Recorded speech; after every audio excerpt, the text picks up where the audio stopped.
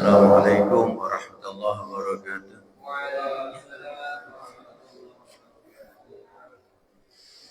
Mari kita sama-sama berdoa dulu. Bismillahirrahmanirrahim. Ya Arhamar Rahimin, Ya Arhamar Rahimin.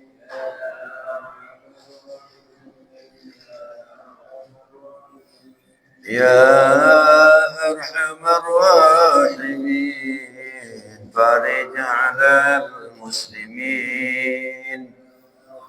Arhamar Rahimin, farij 'alal muslimin. Ya Rabbana ya Karim, Ya Rabbana ya Rahim.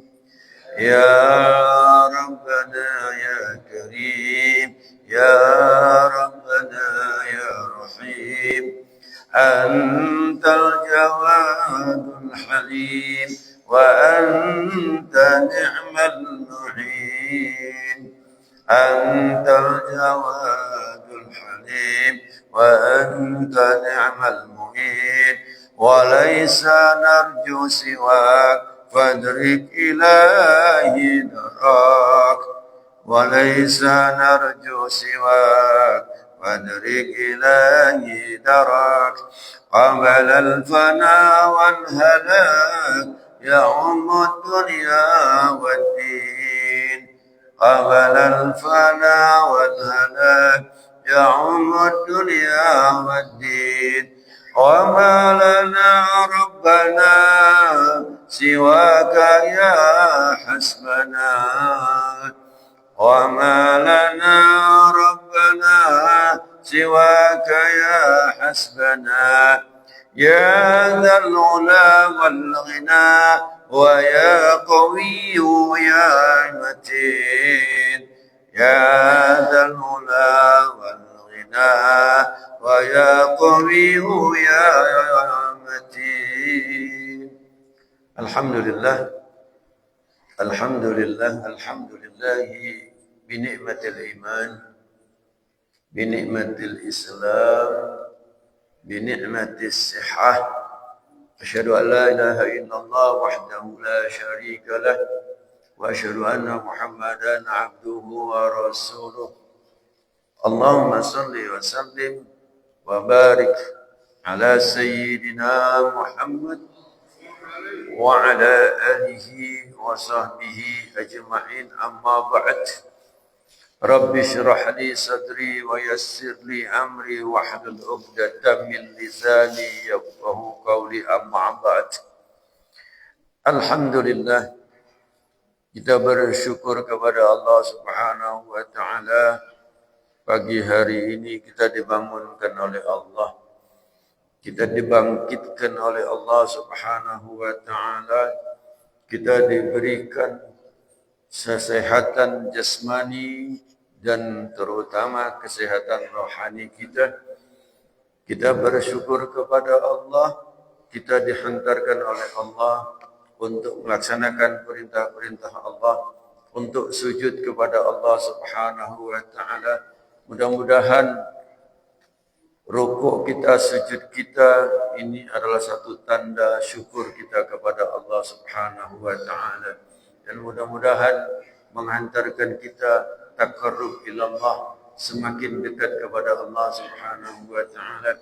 Kita menjadikan sebagai hamba-hamba yang cinta kepada Allah, cinta kepada Rasulullah, dan dijadikan sebagai hamba-hamba yang mendapatkan keridhaan dari Allah Subhanahu wa taala, mendapatkan satu takwa kita kepada Allah Subhanahu wa taala. Amin, Allahumma amin.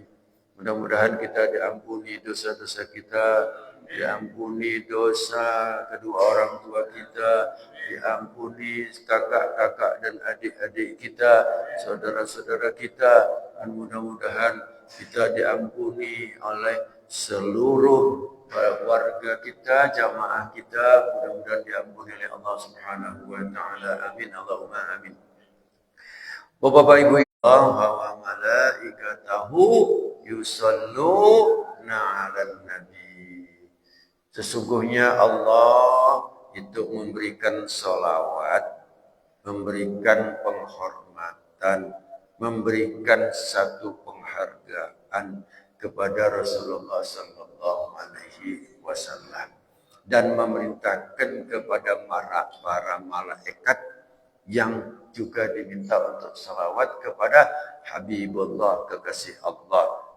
Dilanjut ayat berikutnya, innallaha wa malaikatahu yusholluna 'alan nabi ya ayyuhalladzina amanu, wahai orang-orang yang beriman, ya ayyuhalladzina amanu sallu alaihi wasallimu taslima.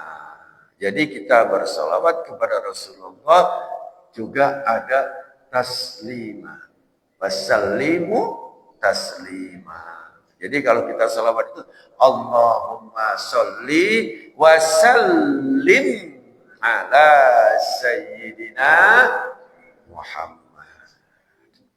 Kadang-kadang maaf, orang sering nyebut kira-kira kita salawat kepada Rasulullah, kemudian kita mengucapkan yang mulia Rasulullah SAW, Habibullah, kekasih Allah, Sayyidina Muhammad.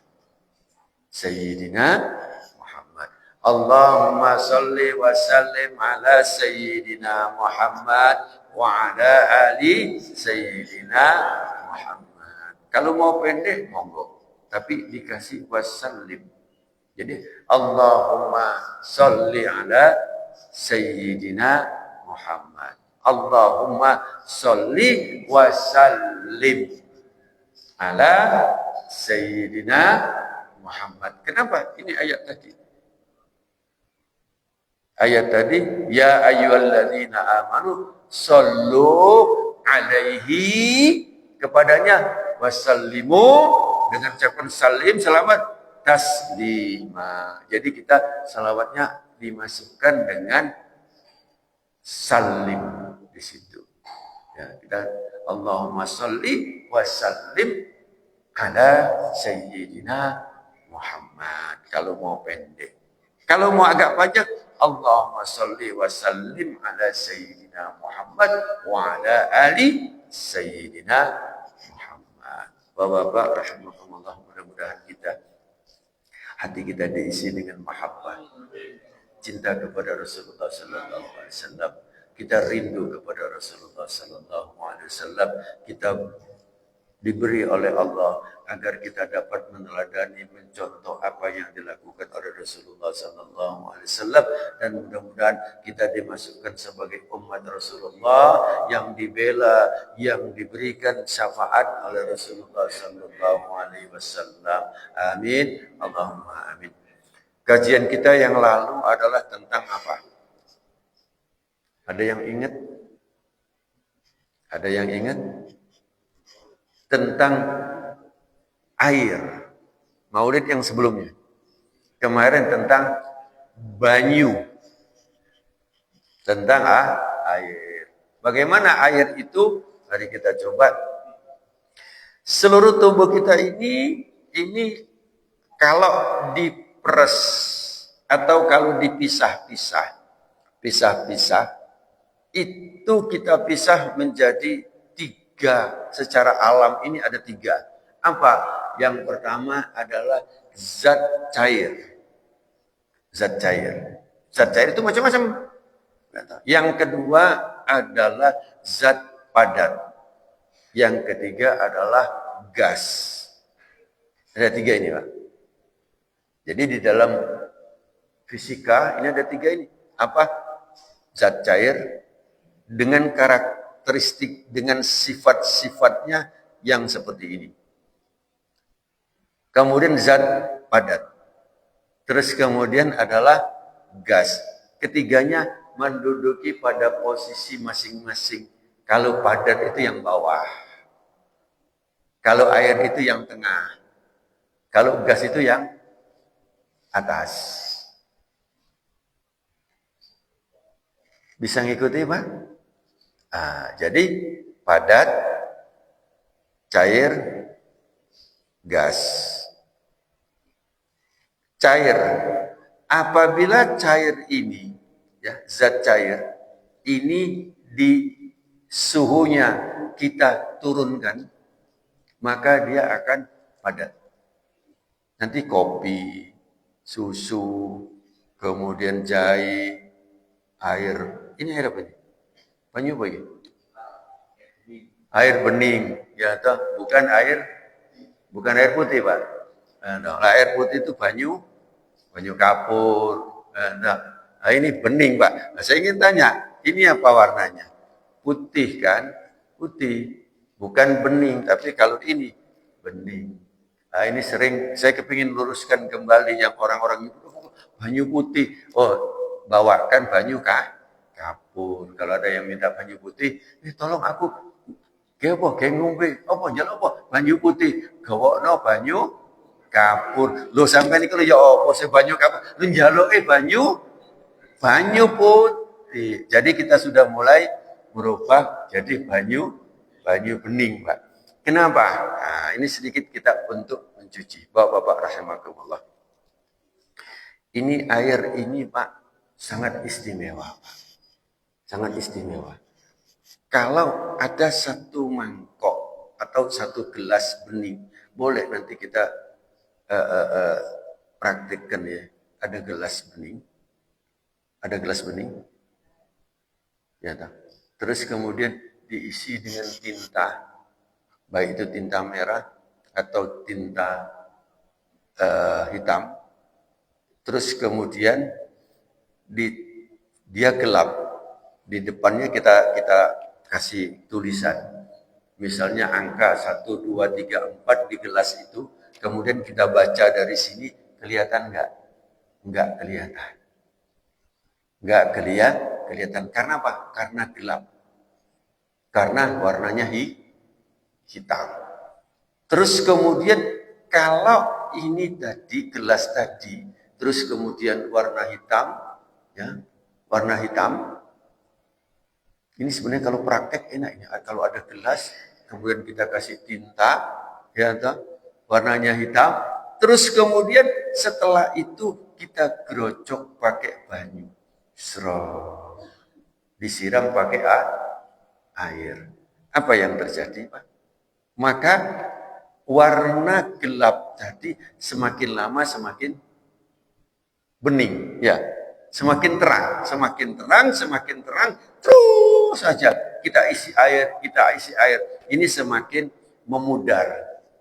Warna hitam tadi semakin memudar, Pak. Bisa ngikuti nggak? Bentar. Saya pelan, bisa ngikuti ya? Oke. Warnanya akan menjadi lebih pudar, Pak. Lebih terang. Kalau lebih terang, maka tulisan ini akan terbaca nggak? Seperti ini. Nah, tulis ini akan terbaca nggak, Pak? Akan terbaca kalau di dalam media tadi, air tadi menjadi bening, Pak. Sebening kaca, bening, Pak. Tapi kalau dia semakin ditambah yang hitam, maka dia semakin pekat, semakin gelap.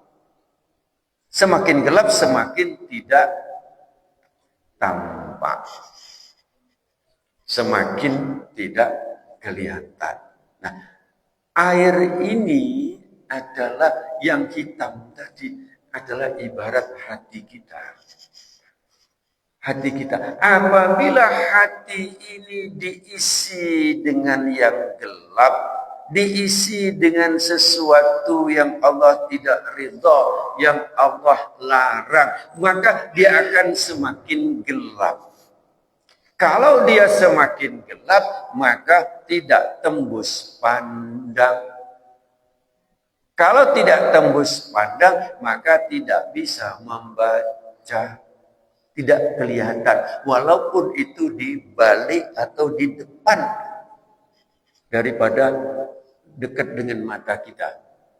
Jadi jangan kaget kalau seandainya ya satu wilayah, satu daerah, satu tempat, apabila itu banyak sekali diisi dengan yang hitam, diisi dengan yang kotor, maka secara otomatis tidak ada cahaya atau gambaran yang masuk. Bisa ngikuti, Pak? Bisa ngikuti ya? Kenapa orang-orang malas berbuat baik? Kenapa malas sholat? Kenapa malas qiraatil Quran? Kenapa malas berzikir? Evaluasi. Jangan-jangan ya penyebabnya adalah enggak kelihatan, tertutup dosa. Tertutup dosa. Ini, Pak. Jadi kita harus hati-hati. Nah, bagaimana caranya untuk membersihkan yang gelap, yang hitam ini adalah dengan air. Apa? Yaitu air istighfar. Air mohon ampun kepada Allah. Ini nyucinya. Kita cuci Pak terus, akhirnya insya Allah akan bening. Kita sholat itu juga istighfar, Pak. Coba perhatikan. Di saat kita duduk di antara dua sujud, ya dan kita istighfarnya Pak. Satu, Rabbil firli. Di saat kita takbir, Allahu Akbar, itu istighfar. Takbir kepada Allah, Allahu Akbar, Allah Maha Besar. Kita membersihkan, jangan kita menjadi orang yang sombong. Ini juga. Jadi mungkin dalam diri kita tuh ada sombong, ada dengki, ada hasad, ada iri, macam-macam Pak. Disinilah sholat itu adalah membersihkan. Pak. Sebelum kita masuk sholat, kita wudhu dulu kan. Kenapa wudhu itu? Tujuannya adalah untuk secara syariat membersihkan apa? Tangan. Mungkin pernah sedikit saya kupas tentang tangan, bahwa tangan kita bisa ngomong. Ya, selama ini kita beranggapan bahwa tangan nggak bisa ngomong. Betul, nggak salah. Tetapi di sana tuh tangan bisa ngomong tapi tidak bisa diapa-apain. Kenapa? Karena akan menjadi saksi di hadapan Allah. Tapi tangan yang saya ceritakan adalah sebenarnya tangan yang mencerminkan yang dari dalam hati. Begini, ya begini. Ini sering ada pada kita. Ya, kita sering menyepelekan orang lain, kita sering menjelekkan orang lain, tetapi kita tidak ngomong, oh si fulan gini enggak, tapi di sini Pak, getaran yang ada di hati. Jadi di saat kita disentuh air, bahwa air itu bukan air sembarangan, bukan air yang mahal, tetapi dalam arti mahal, dalam arti dalam dolar atau dalam real ya, tapi dalam hal ini mulia, apa? Membersihkan yang ada di sini. Bapak-bapak rahimakumullah. Kita kupas tentang air kemarin. Air di dalam tubuh kita itu, ya, kalau kita ambil jelas gini semuanya itu kita bagi, itu ada 2/3. Jadi air yang ada pada tubuh kita ini dominan Pak. 2/3 antara 65, 67 sampai 70%. Jadi kalau kita dikucurkan ini airnya cukup banyak. Kalau tubuh kita ini terdiri daripada 65 sampai 70% air, berarti dia harus diberikan satu supply. Apa? Supply air. Berapa jumlah air yang dibutuhkan? Setelah dihitung ada rumusnya. Berapa rumusnya? Ingat rumus kebutuhan air per 24 jam. Berapa? Ingat nggak? Enggak banyak. Kembali lagi, coba tolong yang selama ini hanya gampangnya 2,5 liter atau 2 liter. Mari ini saya kasih ilmunya bahwa 20 sampai 30 cc. Kita kan insya Allah semuanya bisa tahu. Ya toh, 20-30 cc atau mililiter. Ya toh, dikalikan berat badan. Ingat Pak ya. 20 sampai 30 cc. Oh, maaf. 30 sampai 40, bukan 20. 30 20 itu lain rumus ini. Jadi 30 sampai 40 cc. 30 kalau di Malang itu 32, 35 lah, ya toh. 32, 35. Ya toh. Kita anggap 30. Kalau berat badan kita 60, beda dengan yang beratnya 80. Bapak berat badan berapa, Pak? 60. Bapak lebih berat. Oh, nah beda kan? Ya, ada yang lebih berat lagi. Pak Kus berapa? 95. Apa sama 2 liter? Enggak. Beliau masih kurang minum langsung nyelam beliau. Jadi enggak minum, nyelam beliau. Ya, ya. Pak Bambang berapa? 61. Nah, kali, monggo coba pakai kalkulator berapa Pak? Sampai 63. 63 coba dikalikan berapa kebutuhan air? Nah, kalikan. 60 kali 3 berarti 1800. Kemudian 3 kali 3 90. Berarti berapa? 1890 atau 1900. 1900 air. Nah, tinggal ngitung. Jadi caranya diletakkan di rumah ya toh yang 200 saja. Kalau 200 cc ya toh 1 gelas, kemudian diisi lagi berarti berapa Pak? 1900 Pak. Berapa itu? Berapa gelas berarti? Kalau yang 200-an. Berapa berarti? 9 lebih sedikit, 9,5. Ya toh.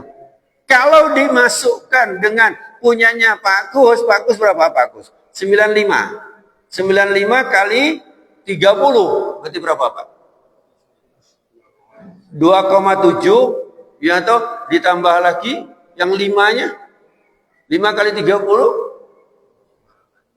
2,85. 2,85. Kalau teori Bapak dipakai tadi, Pak Kus dehidrasi kurang. Sebaliknya, kalau Bapak menggunakan Pak Kus, maka kelempoan. Iya Pak ya. Nanti ada hubungannya. Nanti saya ceritakan. Ya. Jadi monggo dicatat, diingat 30 sampai 40 cc per kilogram berat badan. Jadi nggak sama, beda, ya toh, bukan, oh berapa, 8 gelas, nanti dulu, ternyata Pak Kus berapa gelas tuh, kalau 8 gelas yang 2 liter kan berarti yang 250 kan 8 liter, ternyata Pak Kus berapa itu, berapa gelas itu, kalau 8 gelas, maka dehidrasi, ya toh, kalau Bapak 8 gelas, hampir sama lah, 2.000 lah, ya kurang dikit lah. Jadi jelas bahwa 30 sampai 40 kalau itu rileks, santai-santai. Tapi kalau olahraga, kemudian itu naikkan ke 35. Kalau di Surabaya saya sarankan 35 sampai 40, jangan 30. Kenapa? Karena penguapan lebih banyak.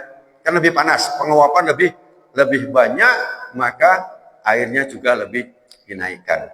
Apa hubungannya banyu dengan tubuh kita? Bapak, di dalam tubuh kita itu sel-sel, ya toh, ini ada sel. Ada sel semua. Itu dia akan terjadi proses difusi dan osmosis. Difusi itu ini ada dinding sel. Pak, si sel itu Pak, ada dindingnya, ada intinya, ada yang energi Pak. Kenapa kita bisa semangat? Ada kayak ini, Ini bisa hidup, ada baterainya. Kalau enggak dia turun, kemudian dia cas. Kalau habis, maka ini walaupun dipencet, walaupun nomornya jelas gini, hidup aja enggak. Kenapa? Karena energinya enggak ada. Di dalam sel kita tuh ada energi, Pak, kayak baterai energi. Itu yang disebut dengan mitokondria. Gak usah dihafal, gak usah dihafal. Ya, mitokondria. Nah, itulah yang dimanfaatkan di saat seseorang yang berpuasa. Kalau tidak makan, tidak minum, dia kosongkan. Energi itu yang kita masukkan, roti, makanan yang masuk ya. Terus kemudian selama di dalam lambung kita lebih kurang 4 jam. Kemudian dia masuklah ke duodenum, masuk ke yeyunum, masuk ke ilium. Itu prosesnya itu sudah mulai turun, maksimal antara 6 sampai 7 jam. Anggap 8 jam. Setelah itu kemana? Energi nggak ada lagi yang masuk. Makanan nggak ada lagi yang masuk untuk energi. Maka diambillah cadangan. Cadangan yang ada di dalam tubuh kita. Cadangan itu apa? Satu dari lemak. Apalagi cadangannya? Yang utama juga adalah ini hasil daripada penelitian Eropa Barat ya, itu tentang adanya satu makanan yang disebut sel makan sel. Sel makan sel yang disebut dengan autopagi. Tapi Pak, sudah disebutkan bahwa puasa itu hebat, sumu tasihu, puasa itu bagus, puasa itu hebat yang diajarkan oleh Rasulullah. Tapi nggak bisa dilihat. Kenapa? Karena gelasnya diisi dengan yang hitam. Paham Pak? Jadi gelas tadi bukan diisi dengan air yang bening, tapi justru diisi dengan air yang hitam. Siapa itu yang diisi dengan yang hitam itu? Yaitu satu, makanan. Jadi kita puasa Ramadan itu bukan nggak makan, nggak minum. Sebagaimana sahabat Rasulullah sampaikan, kamin sahimin min siyami Ramadan ilal jual, atau banyak yang melaksanakan puasa Ramadan tapi nggak dapat apa-apa, hanya dapat lapar dan haus. Ya. Nah, Ramadan itu Pak dijelaskan bahwa Ramadan itu sehat, Ramadan ini yang diajarkan Rasulullah, tetapi tidak diambil pelajaran. Kenapa? Karena dia tertutup oleh dosa. Jadi jangan kaget kalau seandainya ya sebuah kota, sebuah desa, sebuah ini, apabila para pemimpinnya, pada masyarakatnya yang memasukkan ke dalam mulutnya, yang dia pakai, yang dia lakukan, itu adalah yang kotor, yang haram, maka akan tertutup. Saya belum lihat, maaf, belum ada perdebatan. Belum ada yang saya lihat ini membawa zalikal kitab la ghaiba fihi huda lil muttaqin. Ini kitab Al-Qur'an ya kan? Tidak ada keraguan-raguan di dalamnya. Untuk apa? Huda, sebagai petunjuk. Ada enggak anggota DPR yang menggawa Al-Qur'an? Berdasarkan Al-Quran ayat sekian petunjuk Allah Subhanahu wa ta'ala, ini loh supaya dunia ini atau bumi Indonesia ini baik. Ada? Oh, itu urusan agama, nggak usah melok-melok. Itu urusan di Kemenak. Nanti dulu, kita semua ini tidak lepas daripada itu, Pak. Jadi kita balik bahwa kenapa banyak sekali manusia itu tidak mampu untuk melihat, apakah tidak ada cahaya itu? Ada. Apakah sinar itu tidak ada? Sinar itu ada. Cuma ketutup oleh dosa-dosa yang dia lakukan. Terutama adalah dosa makanan yang haram. Jadi nggak usah kaget Pak. Oke. Kita lanjut. Air yang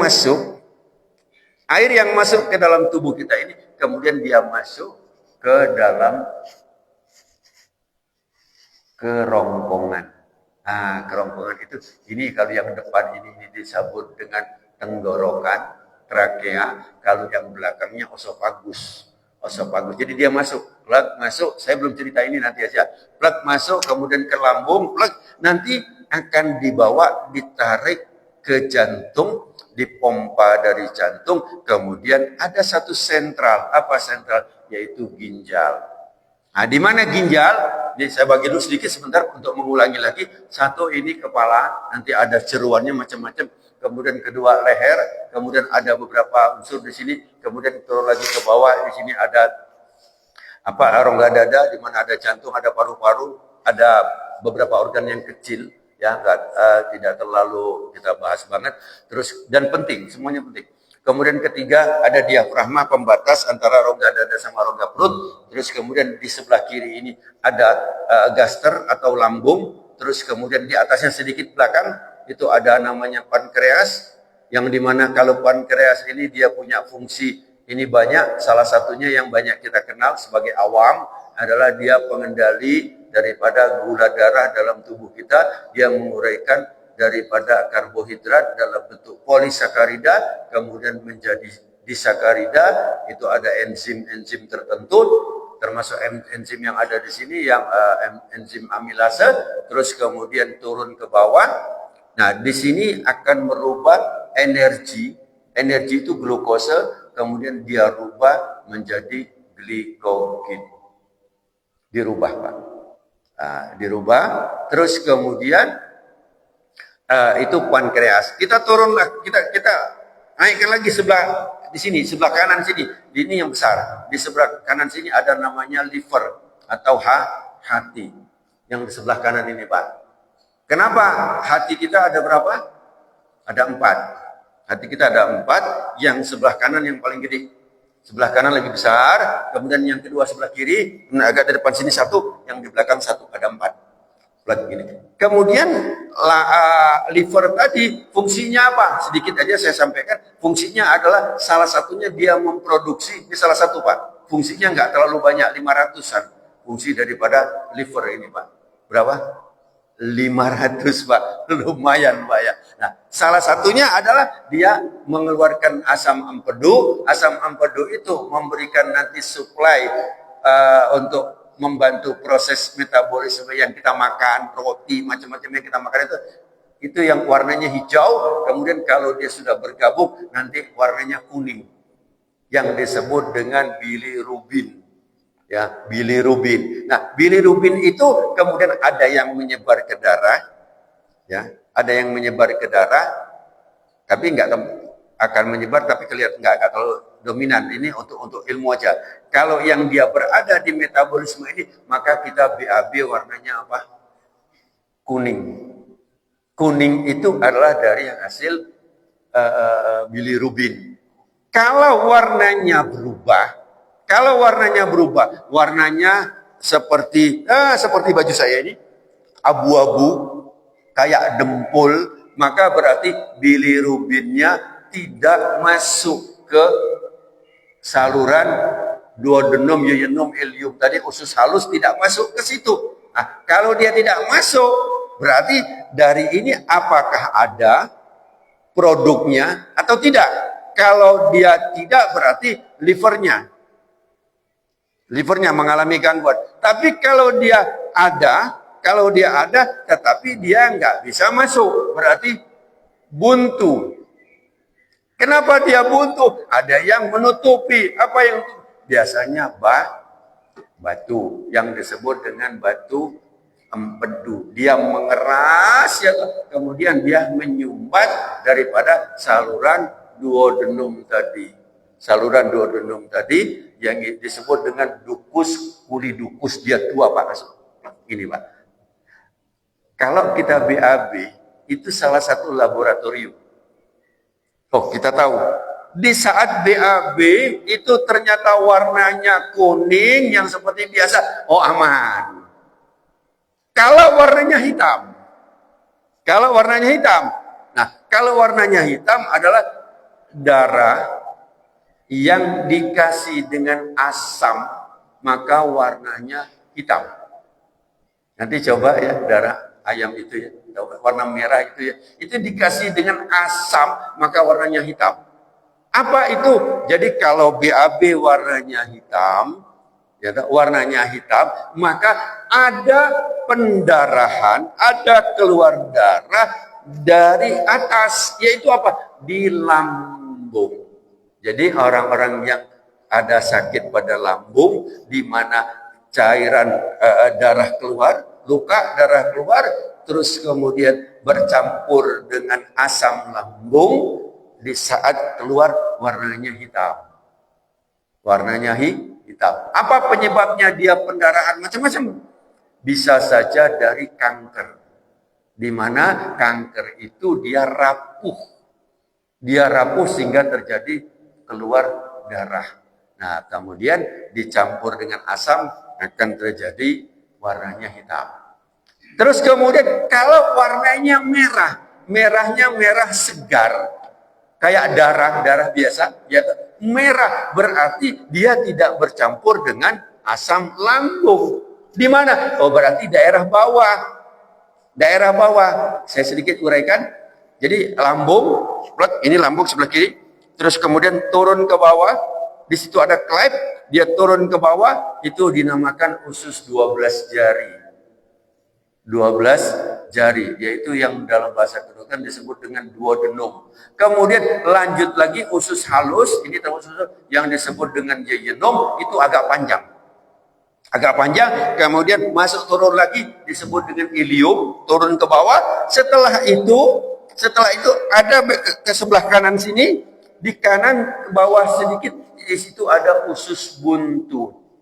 Usus buntu. Jadi kita semua ada usus buntu yang disebut dengan appendix di pojok kanan bawah sini.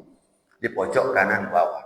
Setelah itu naik ke sini ini usus besar yang disebut dengan adalah usus besar yang ke atas, yang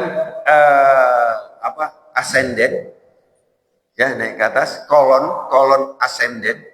Kemudian setelah itu dia ke sejajar di sini, kolon transcendent, terus kemudian turun ke bawah, yaitu descendant. Jadi makanan kita tuh masuk ke sini, terus kemudian ini masuk sini lambung, habis lambung turun ke duodenum. Nanti saya nggak ceritakan bagaimana mekanisme metabolismenya belum. Jalannya dulu. Terus jalan sini, kemudian turun ke bawah, duodenum, yeyenom, ilium, terus kemudian turun ke pojok sini, dari pojok sini, ini muter-muter Pak, sini Pak. Muter penuh lumayan, ya. Berapa panjangnya? Panjangnya kalau kita ambil dari pencernaan kita tuh, usus kita itu, ini panjangnya nggak terlalu panjang kok Pak. Panjangnya itu 6 kali tinggi badan. Pak Roy berapa tinggi badan? 170. 70 deh. Ya udah 70 aja lah. 170 kali 6 berapa? 1 kali 6. 6 meter. 7 kali 6. 4,2. Berarti berapa? 6 tambah 4,2. 10,2 meter. Pak. 10,2 sapiro. Ji, luru, telu, papat, 5, 6, 7, 8, 9, 10. Sampai sih pakai kumpul kok gini Pak. Khususnya. Tapi ditoto di sini Pak. Masuklah ke sini, terus kemudian, nah kalau ada pendarahan yang kelihatan warnanya darah, ya, apalagi netes, berarti di ujung setelah kolon descendant baru masuk lagi ke sini sigmoid. Caikum sigmoid, kemudian turun ke bawah. Nah, di bawah itulah. Jadi kalau seandainya ada pendarahan di bawah, pendarahan yang terang, yang jelas, berarti gangguannya pada ujungnya. Di ujung-ujung daripada pencernaan kita. Bapak-bapak, rahimakumullah, setelah cairan masuk, itu disedot. Sudah masuk waktunya. Sudah mandek kali. Ya.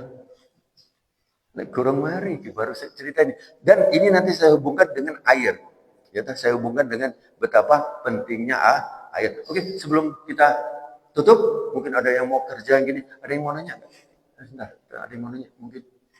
Monggo. Ini.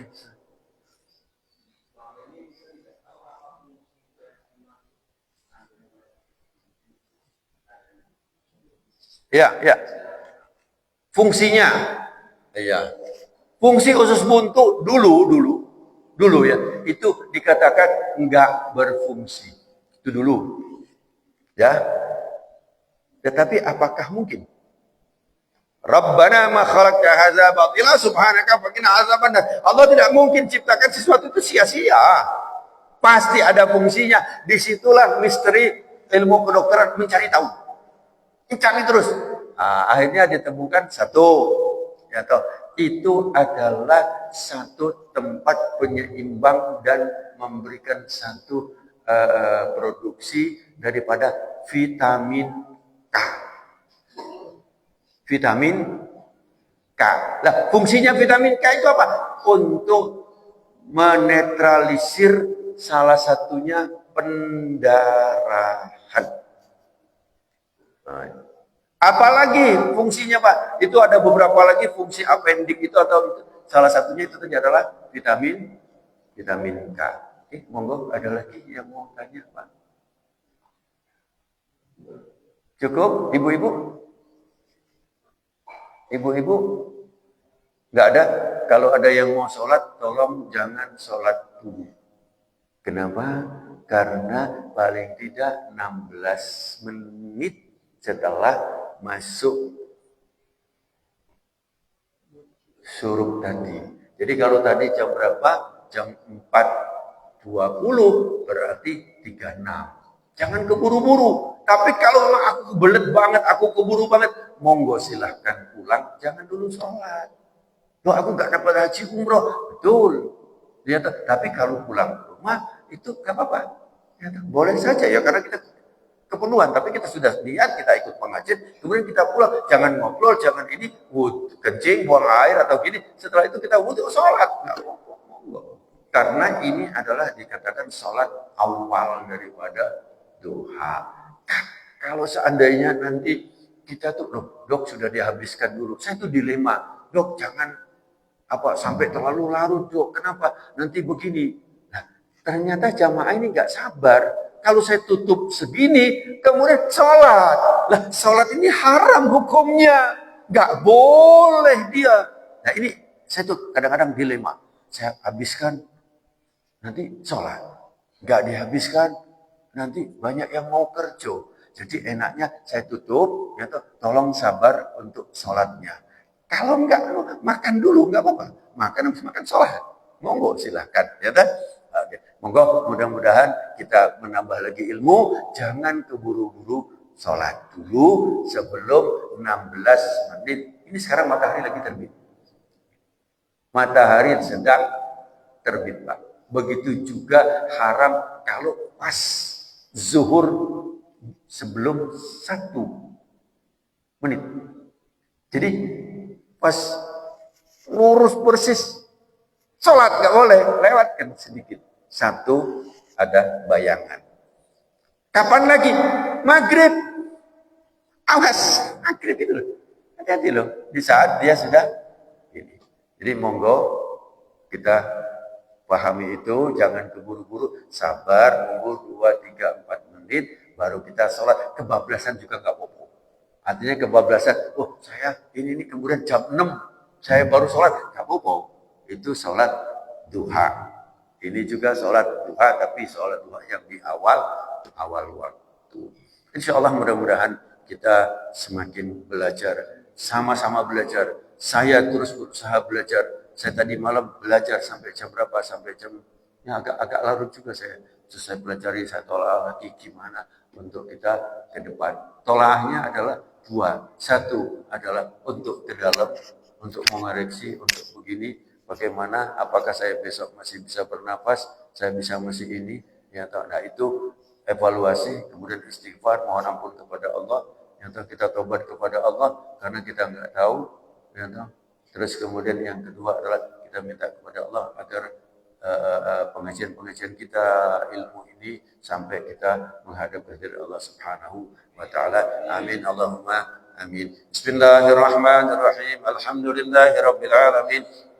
حمد الشاكرين حمد الدائمين حمدا يوافي نعمه ويكافئ مزيدا يا ربنا لك الحمد كما ينبغي لجلال وجهك الكريم عظيم سلطانك اللهم صل وسلم وبارك على سيدنا محمد وعلى ال سيدنا محمد اللهم انا نسالك رضاك والجنه ونعوذ بك من مشاتك والنار اللهم انك عفو كريم تحب العفو فاعف عنا اللهم انا نسالك سلامه في الدين والدنيا والاخره وعافيه في الجسد وزيادة في العلم وبركة في الرزق وتوبة قبل الموت ورحمة عند الخاتمة اللهم ارزقنا حلالا طيبا وعمرا طويلا وأعمالا كثيرا وخيرا قريبا وشرا بعيدا وولدا صالحا وعملا مقبولا وتجارة لن تبور يا أرحم الراحمين ربنا ظلمنا